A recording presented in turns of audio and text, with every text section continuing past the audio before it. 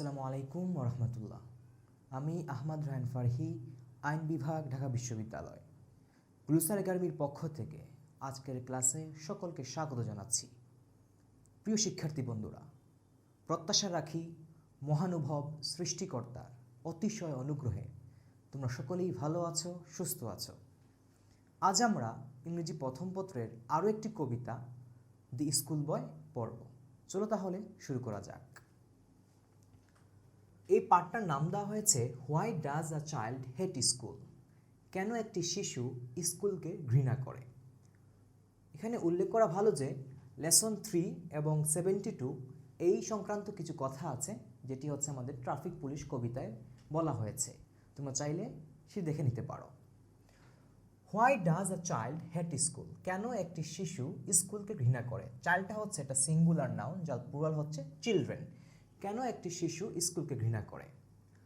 Children's right, শিশুদের অধিকার, two education, শিক্ষার প্রতি শিশুদের অধিকার, অলসো ইমপ্লাইজ, এটা ইন্ডিকেট করে যে, এটা বোঝায় যে the school they go to, ওই বিদ্যালয় যেখানে তারা যায়, তাহলে the school they go to, এখানে এটা হোয়ার ক্লোজ মেকার উজ্জ আছে, মাঝে মধ্যে ক্লোজ মেকার উজ্জ থাকতে পারে।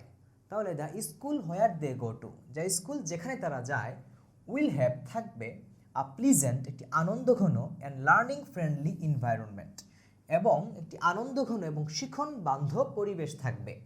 তাহলে উইল হ্যাভ, এখানে উইল হ্যাভ থাকবে a pleasant and learning friendly environment, একটি আনন্দঘন এবং শিখন বান্ধব পরিবেশ।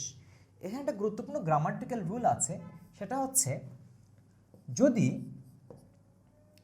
নাউনের পরে এলওয়াই যুক্ত হয়, নাউন প্লাস এলওয়াই, তাহলে সেটা এডজেক্টিভ হয়ে যায়। যেমন হোমলি, লাভলি, মান্থলি। আর যদি এডজেক্টিভের শেষে এলওয়াই যুক্ত হয়, তাহলে সেটা অ্যাডভার্ব হয়ে যায়। আমরা যেটা সাধারণত জানি যে এলওয়াই থাকলে মনে করি যে আসলে এটা অ্যাডভার্ব। আসলে সবসময় এটা অ্যাডভার্ব হবে না, কখনো কখনো এটা এডজেক্টিভও হতে পারে। যেমন wisely, adjective plus LY equal to হয়েছে adverb.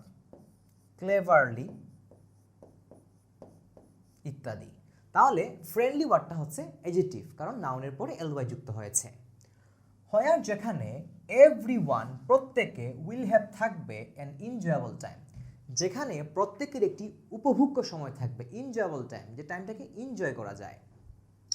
Teachers will be kind, শিক্ষকরা হবেন সদয়, দয়ালু, কেয়ারিং, যত্নশীল, অ্যান্ড সাপোর্টিভ, সহায়ক।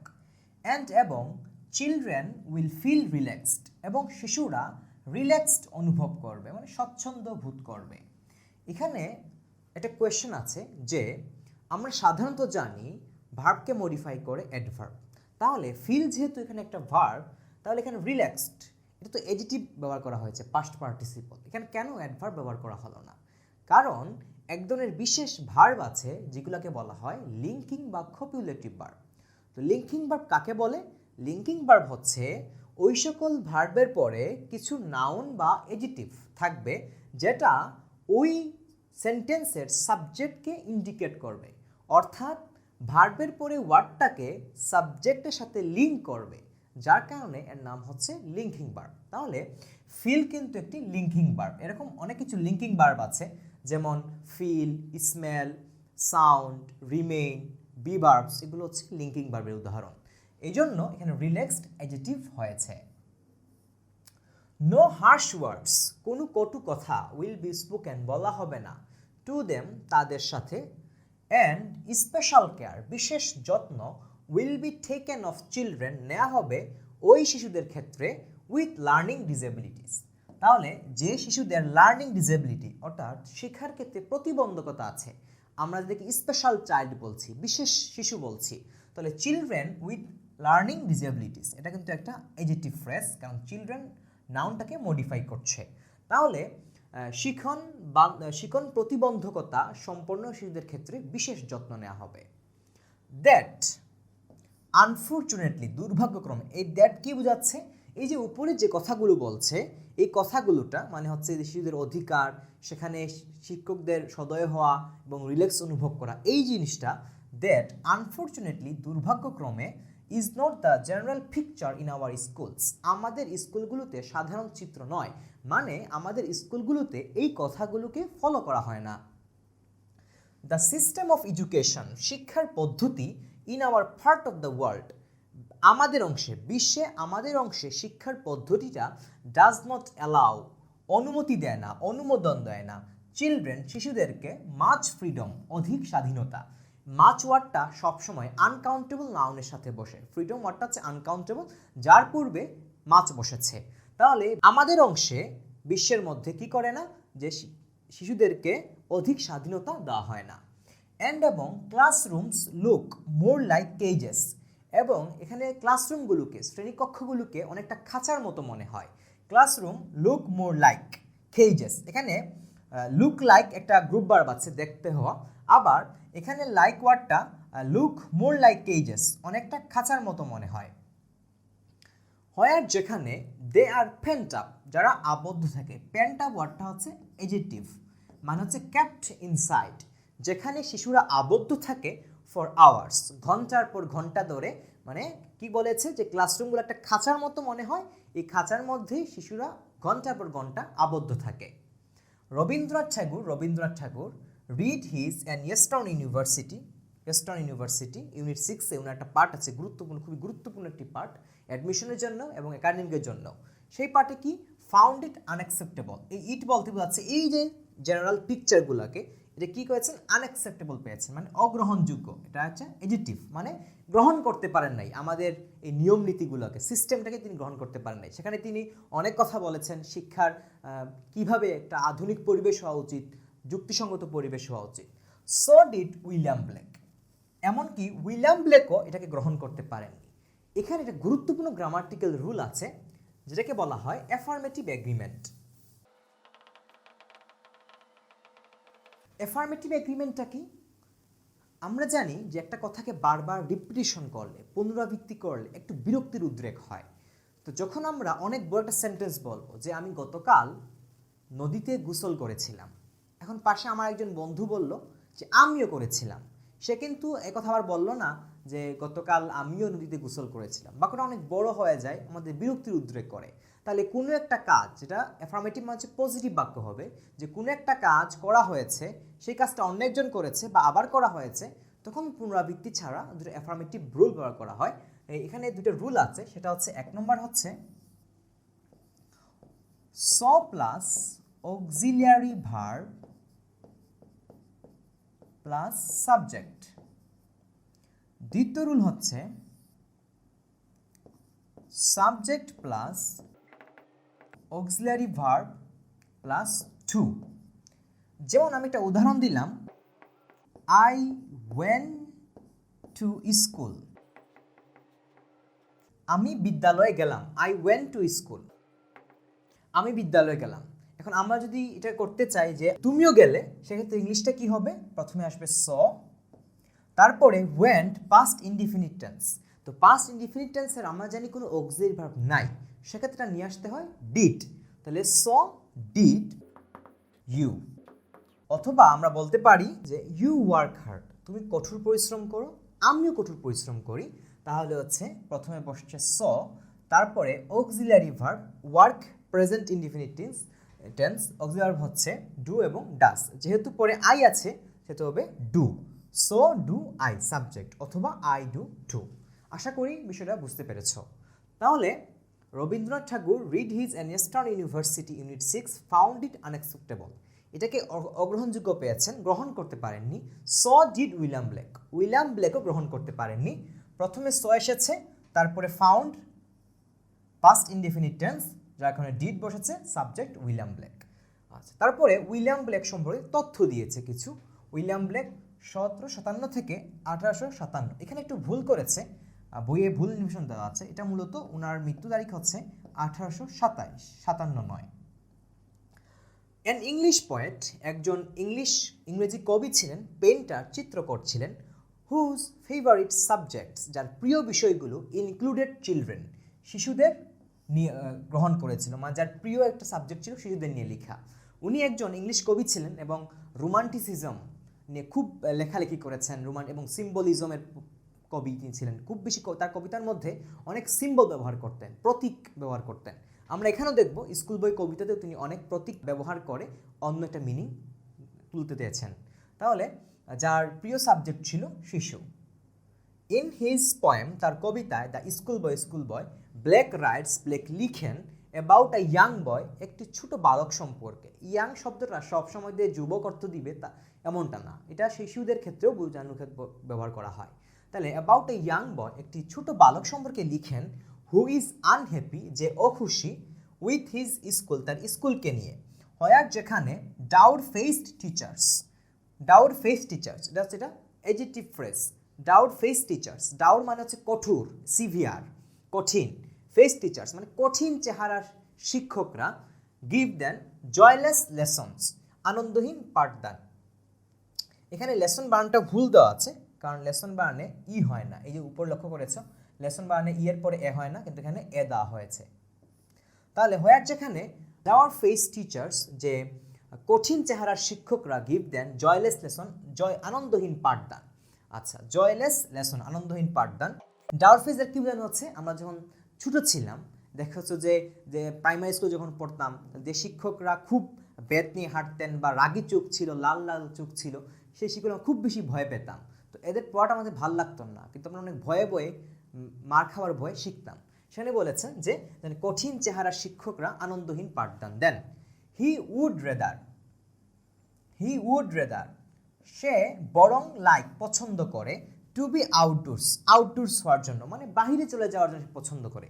উড রেদার কি, উড রেদার যেটা মডাল ভার্ব, যেটা দ্বারা কি বোঝায়, প্রিফার অর্থ দেয়, মানে হচ্ছে দুইটা কাজের মধ্যে একটাকে অধিক পছন্দ করা, অগ্রাধিকার দেওয়া, সেই ক্ষেত্রে উড প্রিফার ব্যবহৃত হয়। তার মানে সে would rather like to be outdoors and enjoy the summer day, সে ক্লাসে বসে থাকার চেয়ে বাহিরে যেতে পছন্দ করে এবং গ্রীষ্মের দিনটাকে এনজয় করতে পছন্দ করে।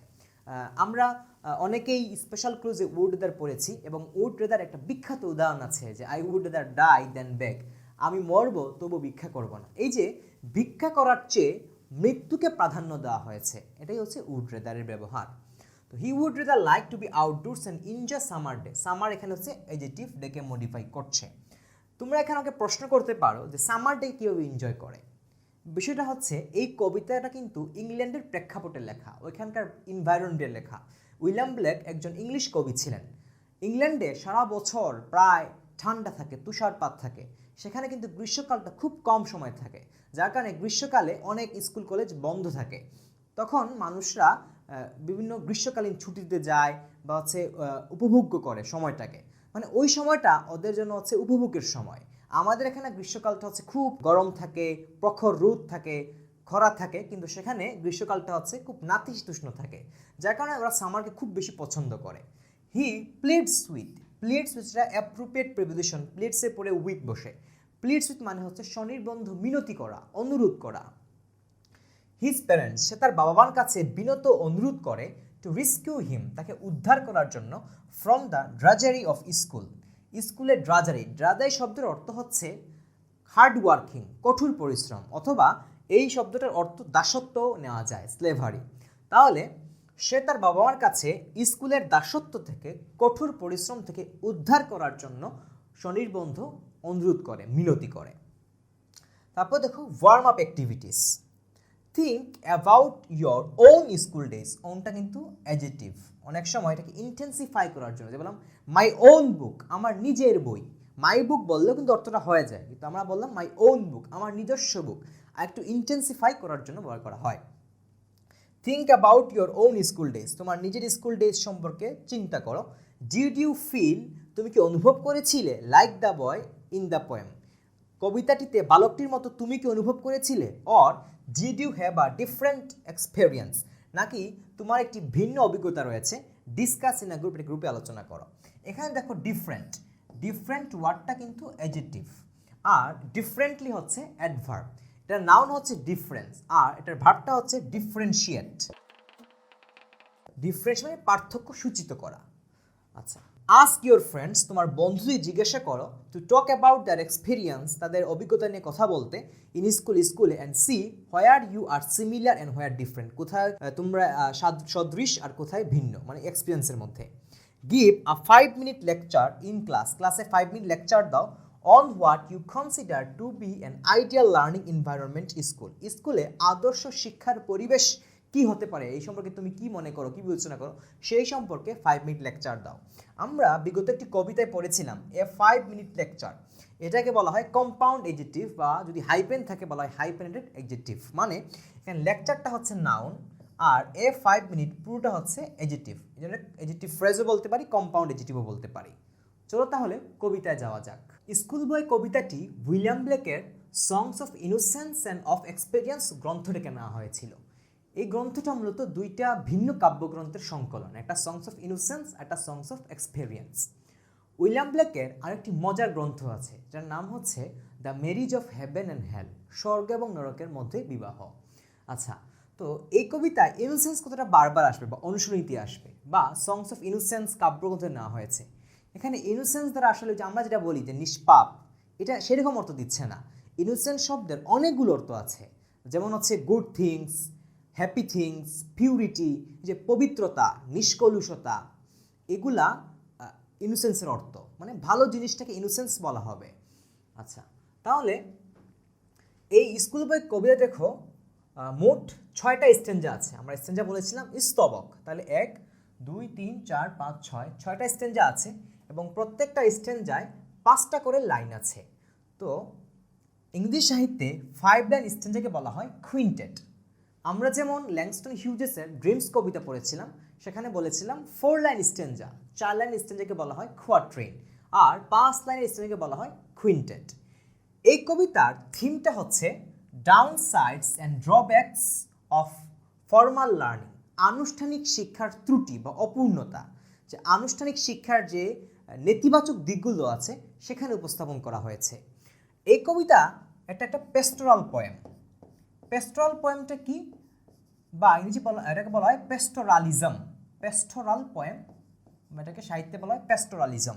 পেস্টোরালিজম মানে কি, যেই সাহিত্যটাকে গ্রামীণ জীবনে, রুরাল লাইফ, গ্রামীণ জীবনে প্রেক্ষাপটে লেখা হয়েছে, অর্থাৎ গ্রামের ব্যাকগ্রাউন্ড এনে, যেমন আমরা আউট কবিতা পড়ব, সেখানে হচ্ছে অনেক প্রাকৃতিক ভূদৃশ্য ছিল, যে গ্রামীণ প্রাকৃতিক ভূদৃশ্য কেন্দ্র করে যে কবিতাটা লেখা হয় এটাকে বলা হয় পেস্টোরাল poem.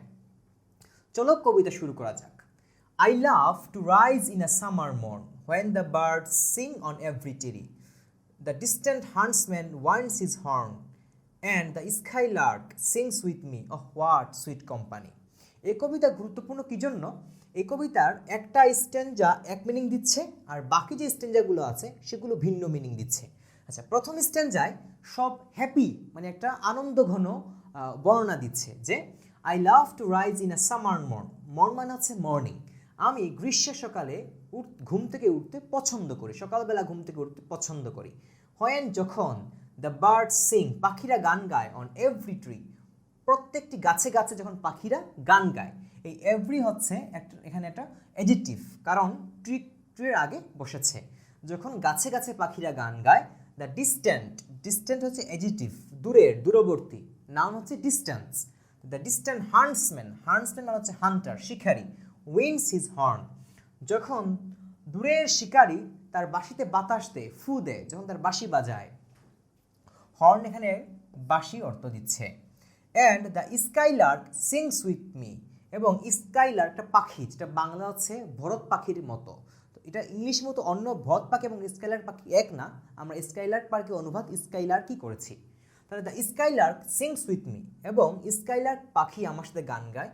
Oh what sweet company, কি মধুর সাহচর্য, কি মধুর সঙ্গ। তাহলে এই যে পুরোটা বলছে এই হোয়াট সুইট কোম্পানি, এটা কিন্তু একটা মেটাফোরের উদাহরণ। আমরা বিগত কবিতায় বলেছিলাম যে মেটাফোর মানে হচ্ছে দুটি ভিন্ন জিনিসকে তুলনা করা। তাহলে সুইট কোম্পানিকে সুইট কেন বলা হচ্ছে? যখন এই যে আমার সাথে এতগুলা সঙ্গী একসাথে হচ্ছে, তখন আমার সাহচর্য অনেক মধুর হয়ে উঠছে, উপভোগ হয়ে উঠছে, এটাকে বলা হচ্ছে সুইট কোম্পানি। তাহলে এখানে কিন্তু একটা হ্যাপি জিনিস পেলাম আমরা, যে সে ঘুম থেকে উঠতে পছন্দ করে, যখন এই কিছু প্রাকৃতিক বর্ণনা দেওয়া হয়েছে, পরিবেশগত বর্ণনা দেওয়া হয়েছে। তারপরে আমরা পরবর্তী স্টেঞ্জায় যাই। But to go to school in a summer mourn.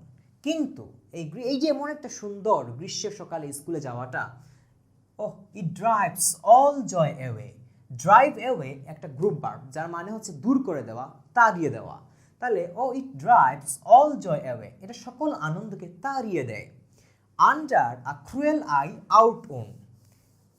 Under a cruel I out on, cruel I মানে হচ্ছে নিষ্ঠুর চোখ, আর আউট অন মানে হচ্ছে জীর্ণ বা শীর্ণ, জীর্ণ শীর্ণ। তাহলে একটি নিষ্ঠুর জীর্ণ চোখের শৃঙ্খলে, এই কথাটার কি বোঝানো হচ্ছে? আন্ডার তো আমরা শৃঙ্খলে আনলাম, ক্রুয়েল আই নিষ্ঠুর চোখ, এই নিষ্ঠুর চোখ বলতে কাকে বোঝানো হচ্ছে? টিচারকে। যে আমি কবিতা শুরুতে বলেছিলাম যে আমরা যখন ছোটো থাকতাম তখন যে সকল শিক্ষকদের রাগী চোখ ছিল, লাল লাল চোখ ছিল, বেত হাতে নিয়ে ঘুরতেন, তাদের আমরা খুব বেশি ভয় পেতাম। তো এই যে ক্রুয়েল আই মানে নিষ্ঠুর চোখ বলছে, আর আউটন মানে জীর্ণ শীর্ণ। এই আউটন শব্দের কয়েকটা অর্থ হতে পারে। আউটন মূলত এডিটিভ, আউট ওয়্যার থেকে আসছে। আউটওয়্যার হচ্ছে এর ভার্ব, আউটওয়্যার থেকে আউটন। জীর্ণ শীর্ণ কি? একটা কবিতার কিন্তু অনেকগুলো মিনিং হতে পারে। কি হতে পারে মিনিং, পসিবল মিনিংগুলো? বলতে পারি আউটন মানে হচ্ছে যে আমরা যে বিদ্যালয়ে পড়াশোনা করছি সেই বিদ্যালয়টা অনেক জীর্ণ শীর্ণ, অনেক পুরাতন বিদ্যালয়, যেখানে আসলে আনন্দ পাই না। দুই, যে জীর্ণ শীর্ণ মানে হচ্ছে বললাম যে খুব ক্লান্তিকর পাঠদান, আনইন্টারেস্টিং লেকচার্স, এই লেকচারগুলো ভালো লাগে না। তারপরে 3 নম্বর মিনিং হতে পারে যে ওই যে শিক্ষকের নিষ্ঠুর চোখ বা হচ্ছে রাগান্বিত চোখ, রাগী চোখ, যেটা একটা শিশুকে ক্লান্ত করে ফেলে। তাহলে একটি নিষ্ঠুর জীর্ণ চোখের শৃঙ্খলে the little ones spend the day. ওয়ান্সটা কিন্তু এখানে নাউন হয়েছে, লিটলটা এডজেক্টিভ। ছোটো ছোটো বাচ্চারা স্পেন্ড দ্য ডে, দিনটা কাটায়, ইন সাইং অ্যান্ড ডিসমে, দীর্ঘশ্বাস আর হতাশায়। সাই একটা ভার, কিন্তু এখানে জিরান্ড হয়ে গেছে, প্রেপোজিশনের পরে আসছে, যে দীর্ঘশ্বাস এবং হতাশায় ছোটো ছোটো বাচ্চারা দিনটা কাটায়। দেন অ্যাট টাইমস, এটা ইন্টারজেকশন, দেন অ্যাডভার্ব, তারপরে অ্যাট টাইমস। অ্যাট টাইমস মানে হচ্ছে সামটাইমস, মাঝে মধ্যে। আই ড্রপিং সিট, ড্রপিংটা এখানে প্রেজেন্ট পার্টিসিপল। ড্রপিং সিট মানে হচ্ছে যে আমি ক্লান্তিতে নুয়ে পড়ে, আমি বসে পড়ি, এবং ক্লান্তিতে নুয়ে পড়ি মানে হচ্ছে আমার দেহ, আমার হাত, এগুলো ক্লান্তিতে নুয়ে পড়ে। তাহলে then at times I drooping sit, আমি ক্লান্তিতে নুয়ে পড়ে বসি। And spend many an anxious hour, এবং অনেক উদ্বিগ্ন ঘন্টা অতিবাহিত করি। এখানে একটা গুরুত্বপূর্ণ ফিগার অফ স্পিচ আছে, সেখানে হচ্ছে অ্যাংশাস আওয়ার, ওটার নাম হচ্ছে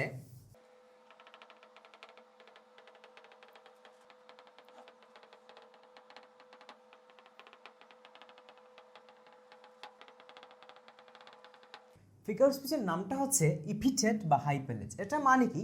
ইপিথেট মানে হচ্ছে একটা বিশেষণ, অর্থাৎ কোন নাউনের পূর্বে, কোন একটা ওয়ার্ডের পূর্বে একটা বিশেষণ বসবে, যেটা আসলে ওই নাউনটাকে মডিফাই করছে না, বরং অন্য কাউকে মডিফাই করছে, অর্থাৎ অর্থগতভাবে। উদাহরণ দিলে স্পষ্ট হবে, যেমন we passed our restless night, আমরা বিশ্রামহীন একটি রাত কাটিয়েছি। এখন লক্ষ্য করো, রেস্টলেসটা কিন্তু অ্যাডজেক্টিভ, নাইটের আগে বসছে, এটা একটা অ্যাডজেক্টিভ, কিন্তু এটা কি আসলেই নাইটের অবস্থা প্রকাশ করছে? রেস্টলেস নাইট, যে বিশ্রামহীন রাত, রাতটা তো বিশ্রামহীন ছিল না, রাত তো রাতের মতোই ছিল, স্বাভাবিক রাত, আমরা বিশ্রামহীন ছিলাম, যার কারণে এটাকে বলা হয় হাইপেলেজি বা ইপিথেট।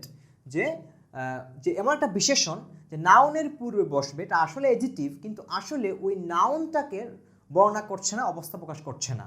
যেমন দে ক্রসড আ ওয়েরি ওয়ে, ওয়েরি মানে হচ্ছে ক্লান্ত, পরিশ্রান্ত, তারা একটি পরিশ্রান্ত পথ পাড়ি দিয়েছে। পথটা তো ওয়েরি ছিল না, পথটা তো ক্লান্ত ছিল না, তারা ক্লান্ত ছিল।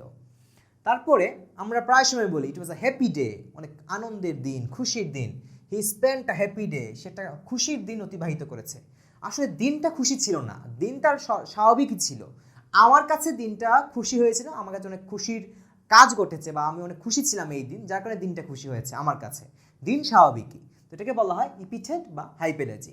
তাহলে spend many an anxious hour মানে অনেক উদ্বিগ্ন ঘন্টা।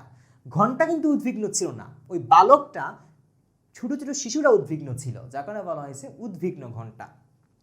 এখানে আরো একটি গ্রামাটিক্যাল রুল আছে, সেটা হচ্ছে মেনি অ্যান অ্যাংশাস আওয়ার। তো মেনি এ বা মেনি অ্যান এরপরে নাউনটা হয় সিঙ্গুলার এবং ভার্বটা হয় সিঙ্গুলার, কিন্তু প্লুরাল মিনিং দেয়। বললাম মেনি আ বয়, অনেক, many a boy has come, অনেকগুলো বালক এসেছে। এই যে মেনি অ্যান অ্যাংশাস আওয়ার, অনেকগুলো ঘন্টা সে কাটিয়েছে, অর্থাৎ মেনি এর পরে নাউনটাও সিঙ্গুলার হয়, ভার্বটাও সিঙ্গুলার হয়, কিন্তু মিনিংটা হচ্ছে প্লুরাল, প্লুরাল মিনিং দেয়। And spend many an anxious hour, অনেক উদ্বিগ্ন সময় কাটাই। Nor in my book can I take delight, না আমি আমার বইয়ে আমি আনন্দ নিতে পারি। নর সিট ইন লার্নিংস বাওয়ার, না শিক্ষাকুঞ্জে বসতে পারি। এখানে অনেকগুলো গ্রামাটিক্যাল রুল আছে। প্রথম দেখো, nor in my book can I take delight, শুরুতে অক্সিলারি ভার্ব বসছে, তারপরে সাবজেক্ট বসছে। আমরা দেখেছি যে অক্সিলারি ভার্ব সাধারণত ইন্টারোগেটিভ সেন্টেন্সের শুরুতে বসে। তাহলে প্রথমে ইন্টারোগেটিভ সেন্টেন্সে অক্সিলারি ভার্ব বসে, তারপরে সাবজেক্ট বসে, তারপরে কোয়েশ্চেন মার্ক বসে। কিন্তু এখানে তো অক্সিলারি ভার্ব সাবজেক্টের আগে আসছে, কিন্তু পরে কিন্তু কোয়েশ্চেন মার্ক নাই। তাহলে কি সেন্টেন্সটা ভুল? আসলে ভুল না। গ্রামারে একটি গুরুত্বপূর্ণ রুল আছে, সেটা হচ্ছে ইনভার্সন। ইনভার্সন মানে কি? ইনভার্সন মানে হচ্ছে, নর্মালি আমরা জানি একটা সেন্টেন্স শুরু হয় subject plus verb plus extension দিয়ে। তো আমি যদি প্রথমে সাবজেক্টের আগে ভার্বকে নিয়ে আসি, পরে আবার ফুল স্টপ দিই, তখন সেটা হচ্ছে ইনভার্ট মানে উল্টানো, আমি উল্টে দিলাম। এটা কেন করা হয়? অর্থটাকে ইন্টেন্সিফাই করার জন্য, জোরদার করার জন্য এই রুলটা প্রয়োগ করা হয়। তবে সকল ক্ষেত্রে ইন্টেন্সিফাই করা যায় না। কিছু কিছু নেগেটিভ অ্যাডভার্ব আছে এবং কিছু বিশেষ রুল আছে, সেই ক্ষেত্রে ইনভার্সন করা যায়। এখানে যেমন নর, এটা নেগেটিভ অ্যাডভার্ব আসছে, নেগেটিভ অ্যাডভার্বের ক্ষেত্রে ইনভার্সন করা যায়। Nor in my book can I take delight, না আমি আমার বইয়ে আনন্দ নিতে পারি। ডিলাইট ওয়ার্ডটা এখানে নাউন হয়েছে, টেক ডিলাইট অবজেক্ট হয়েছে, বা ডিলাইট ওয়ার্ডটা ভার্বও হতে পারে। নর সিট ইন লার্নিংস বাওয়ার, না শিক্ষাকুঞ্জে বসতে পারি। এখানে আরও একটি ফিগার অফ স্পিচ আছে, যেটাকে বলা হয়, ওটা তেমন গুরুত্বপূর্ণ না, এটাকে বলা হয় অ্যানাফোরা। অ্যানাফোরা কি? অ্যানাফোরা মানে হচ্ছে পাশাপাশি লাইনের প্রথম দুইটা অক্ষর, মানে পরবর্তী লাইনের পাশাপাশি দুটো লাইনের প্রথম অক্ষর এক হওয়া, প্রথম শব্দ এক হওয়া। এখানে নর আছে, এখানে নর আছে, এটাকে বলা হয় অ্যানাফোরা। ওটা এত গুরুত্বপূর্ণ নয়। লার্নিংস বাওয়ার, এটাও কিন্তু একটা মেটাফোর। বাওয়ার শব্দের আবিধানিক অর্থ হচ্ছে, এই যে আমরা বলি না মাছের অভয়ারণ্য, অভয়ারণ্য অর্থাৎ স্যাংচুয়ারি। তো লার্নিংস বাওয়ার, এটাকে আমরা বলতে পারি শিক্ষাকুঞ্জ, অর্থাৎ এমন একটা অভয়ারণ্য, আশ্রয়স্থল, যেখানে শিশুরা আনন্দের সাথে পড়াশোনা করবে, যাকে একটা মেটাফরিক অর্থ দিচ্ছে লার্নিংস বাওয়ার, শিক্ষাকুঞ্জ। Worn through with the dreary shower, worn through হচ্ছে অ্যাডজেক্টিভ, এর অর্থ হচ্ছে ওন আউট। ওন আউট মানে কি? ক্লান্ত, পরিশ্রান্ত। With the dreary shower, shower অর্থ নাউন, অর্থ ঝর্ণা, বর্ষণ, আর ড্রায়ারি মানে হচ্ছে অ্যাডজেক্টিভ, বিষণ্ণ। বিষণ্ণ বর্ষণে ক্লান্ত হয়। এখন ড্রায়ারি শাওয়ার, বিষণ্ণ বর্ষণ দ্বারা কি বোঝানো হচ্ছে? এটা একটা মেটাফরিক মিনিং দিচ্ছে। তো ড্রায়ারি শাওয়ার, বিষণ্ণ মানে হচ্ছে বিষণ্ণ বর্ষণ। বর্ষণ মানে কি? পড়ছে, বৃষ্টির মতো করে পড়ছে, ঝর্ণার মতো করে পড়ছে। আর বিষণ্ণ অর্থাৎ এই যেখানে শিক্ষকদের পাঠদানকে বোঝাচ্ছে, বোরিং লেকচার, শিক্ষকরা লেকচার দিচ্ছে তো দিচ্ছে, সেগুলো আমার ভালো লাগছে না, বিরক্তি করছে, বোরিং লাগছে আমার কাছে। এই জন্য বলছে যে এই বোরিং লেকচারে আমরা ক্লান্ত হয়ে যাচ্ছি। তাহলে worn through with the dreary shower, বিষণ্ণ বর্ষণে ক্লান্ত হয়েছি। How can the bird that is born for joy sit in a cage and sing, কিভাবে পারে একটি পাখি যার জন্মই হয়েছে আনন্দের জন্য একটি খাঁচার মধ্যে বসতে এবং গান গাইতে? একটি মুক্ত পাখি যেমন সে খাঁচায় বসতে চাইবে না, সে ঘুরে বেড়াবার জন্য জন্ম নিয়েছে, আনন্দ করার জন্ম নিয়েছে, ঠিক একটা শিশু তার খাঁচার মতো শ্রেণীকক্ষে বসতে চায় না। তাহলে হাউ ক্যান দ্য বার্ড, কিভাবে পারে একটি পাখি, দ্যাট ইজ বোর্ন ফর জয়, যার জন্মই হচ্ছে আনন্দের জন্য, সিট ইন আ কেজ, একটি খাঁচায় বসতে, অ্যান্ড সিং, গান গাইতে। হাউ ক্যান আ চাইল্ড, কিভাবে পারে একটি শিশু, হোয়েন যখন, ফেয়ার্স অ্যানয়, যখন ভয়ভীতি তাকে বিরক্ত করে, গ্রাস করে।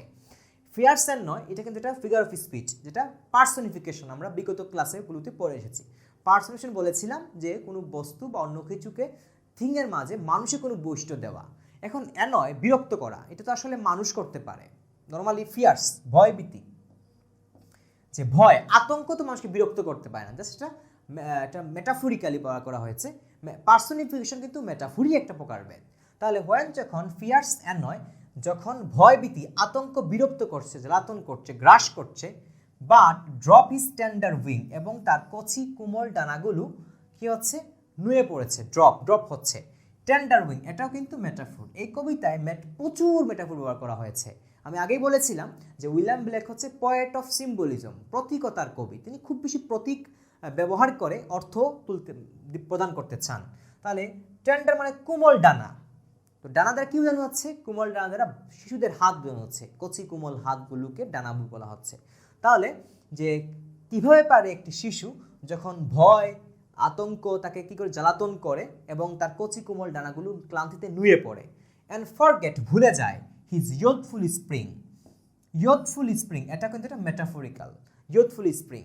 আবার এটাকে আমরা ইপিথেটও বলতে পারি যে ইয়ুথফুল স্প্রিং, তারুণ্য ভরা বসন্ত। তারুণ্য ভরা বসন্ত মানে কি, তারুণ্য ভরা বলতে ইয়ুথফুল মানে শৈশবকালের বসন্ত। সেখানে হেসে স্প্রিং বসন্ত, আমরা জানি যে বসন্ত আসলে নতুন ফুল ফুটে, পাখিরা গান গায়, প্রকৃতি আবার তার জীবন ফিরে পায়। তাহলে যে এটা হচ্ছে একটা আনন্দঘন পরিবেশ, ওই পরিবেশটাকে বোঝানো হচ্ছে যে সেই আনন্দঘন সময়টা, আমাদের শৈশবকালটা হচ্ছে জীবনের খুব একটি ক্রিটিক্যাল একটা সময়, যেখানে হচ্ছে শিশুরা আনন্দে বড় হয়, তার সারা জীবনের বীজটা বপিত হয় সেই সময়টাকে। তখন এই সময় যদি সে ভয়ে ভীতিতে আতঙ্কে বড় হয়, তাহলে সারা জীবনটা তার সে ভালো গ্রোথ হয় না, যার কারণে শৈশবকালটা খুব গুরুত্বপূর্ণ একটা পার্ট জীবনের। তো বলছে সেই ইয়ুথফুল স্প্রিংটা সে ভুলে যায়। ও ফাদার অ্যান্ড মাদার, ও বাবা অ্যান্ড মা, ইফ বার্ডস আর নিপড, বার্ডস মানে হচ্ছে কুড়ি, যেটা প্রথম যে কুড়ি হয় সেই কুড়িটা বোঝানো হচ্ছে গাছের, যে ইফ বার্ডস আর নিপড, যদি কুড়িগুলোকে বিনষ্ট করে ফেলা হয়, উপড়ে ফেলা হয়, অ্যান্ড ব্লজমস ব্লোন অ্যাওয়ে, এই ব্লজমটা হচ্ছে ব্লজমস আর ব্লোন অ্যাওয়ে। তাহলে ব্লজম মানে হচ্ছে প্রস্ফুটিত ফুল, তাহলে ফুলগুলো থেকে যদি ছিঁড়ে ফেলা হয়, যখন হচ্ছে কুড়িগুলোকে অঙ্কুরে বিনষ্ট করে ফেলা হয়, ফুলগুলো ছিঁড়ে ফেলা হয়, and if the tender plants, যদি কচি কোমল উদ্ভিদগুলো আর স্ট্রিপ্ট উপড়ে ফেলা হয়, অফ দেয়ার জয়, তাদের আনন্দ থেকে, ইন দ্য স্প্রিঙ্গিং ডে, বসন্তের দিনে, মেটাফোর, যে বসন্তের দিনে তাদের আনন্দ থেকে যদি কচি কোমল উদ্ভিদগুলোকে উপড়ে ফেলা হয়, ফুলগুলো ছিঁড়ে ফেলা হয় এবং কুড়িগুলো যদি অঙ্কুরেই নষ্ট করে ফেলা হয়, কিসের মাধ্যমে, বাই সরো অ্যান্ড কেয়ারস ডিসমে, দুঃখ এবং যত্নের হতাশা। এটা সব কিন্তু রূপকর মিনিং দিচ্ছে, যে বাইস্তর দুঃখের মাধ্যমে, অ্যান্ড কেয়ারস ডিসমে, যত্নের হতাশা। এখানে একটা গুরুত্বপূর্ণ ফিগার অফ স্পিচ বার করা হয়েছে, সেটা হচ্ছে অক্সিমরন।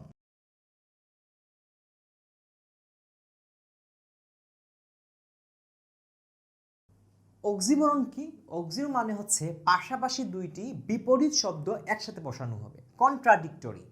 এটা আসলে মিনিং যাচ্ছে না এটার সাথে, এটা হচ্ছে অক্সিমরন। উদাহরণ পড়লে স্পষ্ট হবে। যেমন বললাম ওপেন সিক্রেট ম্যাটার। আচ্ছা, ওপেন যদি বিষয়টা সিক্রেটই হয় তাহলে ওপেন হয় কিভাবে, তাহলে ওপেন সিক্রেট ম্যাটার এটা একটা অক্সিমরন উদাহরণ, কারণ ওপেন এবং সিক্রেট দুইটা বিপরীত অর্থ দিচ্ছে, এই দুইটা শব্দকে একসাথে বসানো হয়েছে, এটাই হচ্ছে অক্সিমরন। আবার যেমন বললাম ক্রুয়েল কাইন্ডনেস, নিষ্ঠুর দয়া। দয়া আবার নিষ্ঠুর হয় কিভাবে।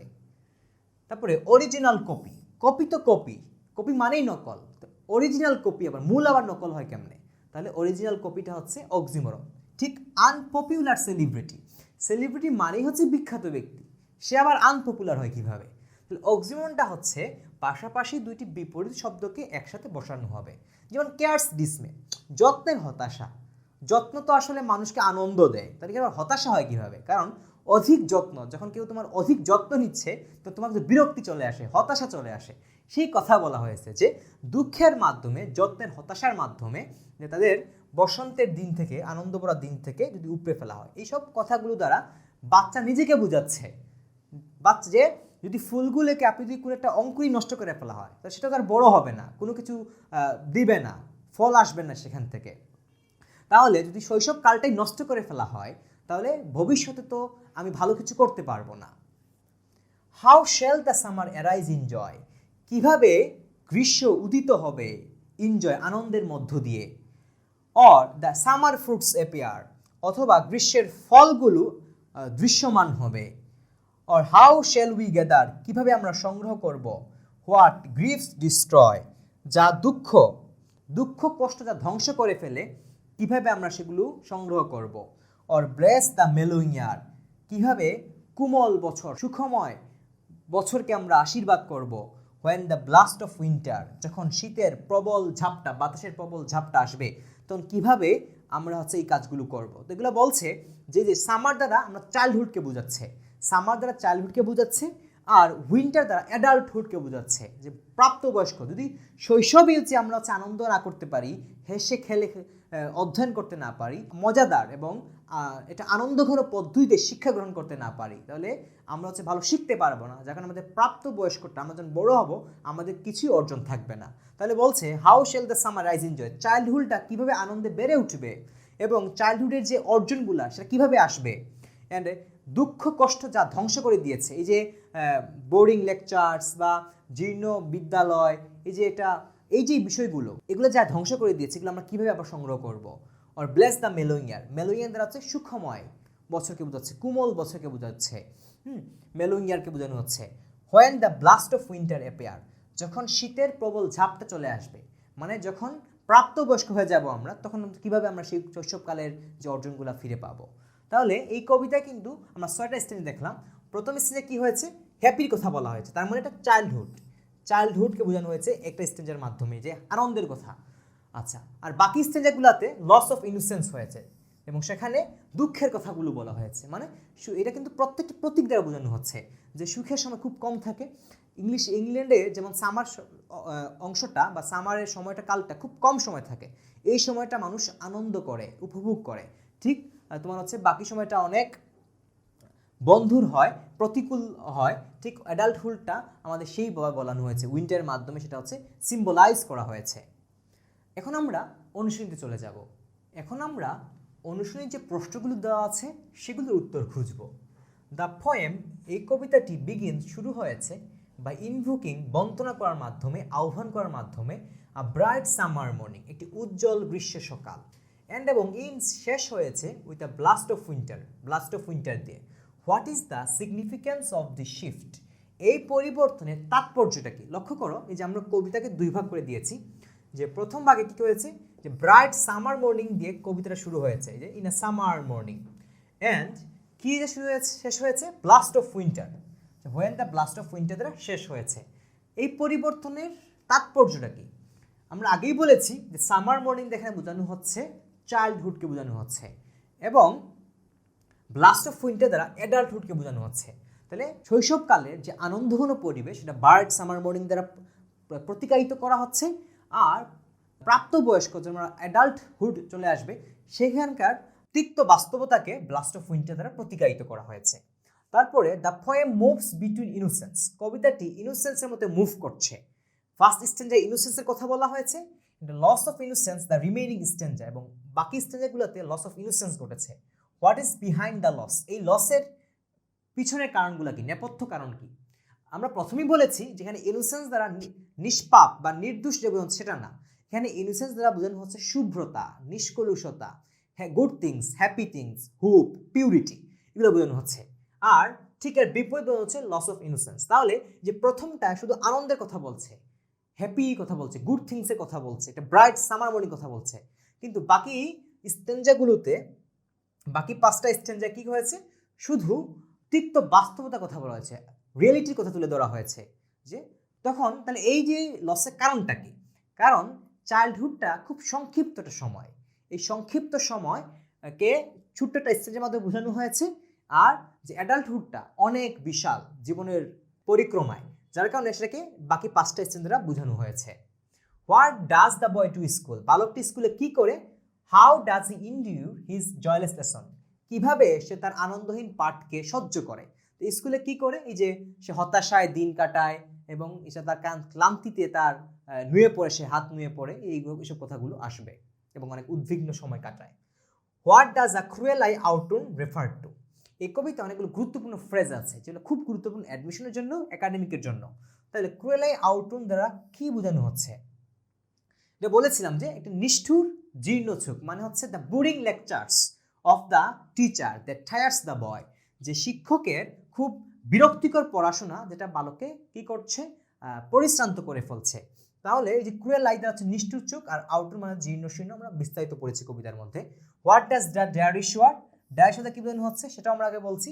শিক্ষক যে পাঠদান দিচ্ছেন আনইন্টারেস্টিং পাঠদান, এই পাঠদানে বিষণ্ণ হয়ে যাচ্ছে, সে বিরক্ত হয়ে যাচ্ছে, ডেয়ারিশ ওয়ার্ড, বিষণ্ণ বর্ষণে বা বিষাদ বর্ষণে। What request does the boy make to his parents, বালকটি তার বাবা মার কাছে কি অনুরোধ করে?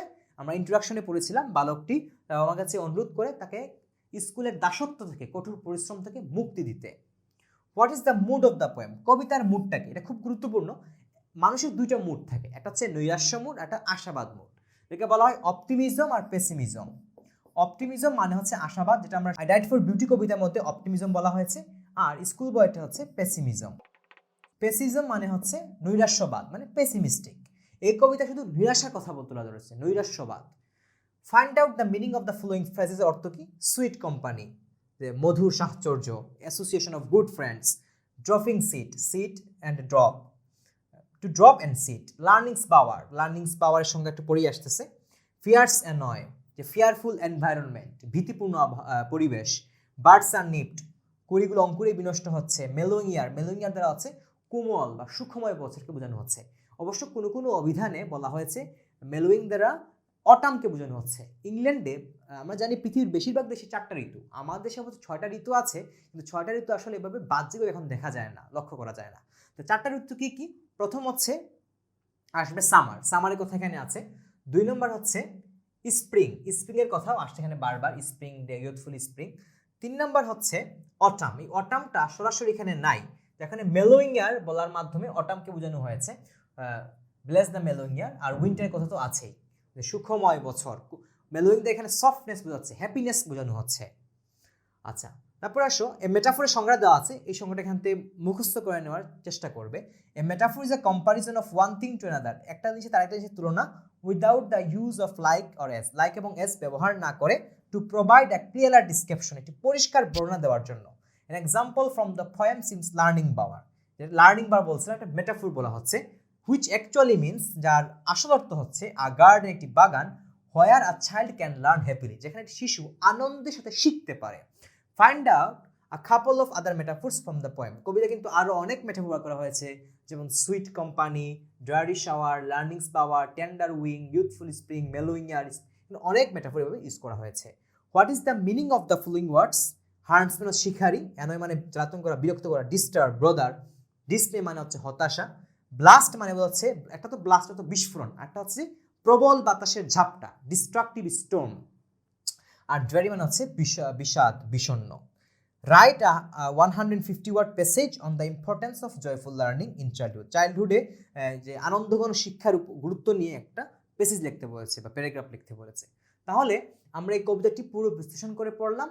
ইনশাল্লাহ তোমাদের সাথে পরবর্তী কোনো কবিতা দেখা হবে।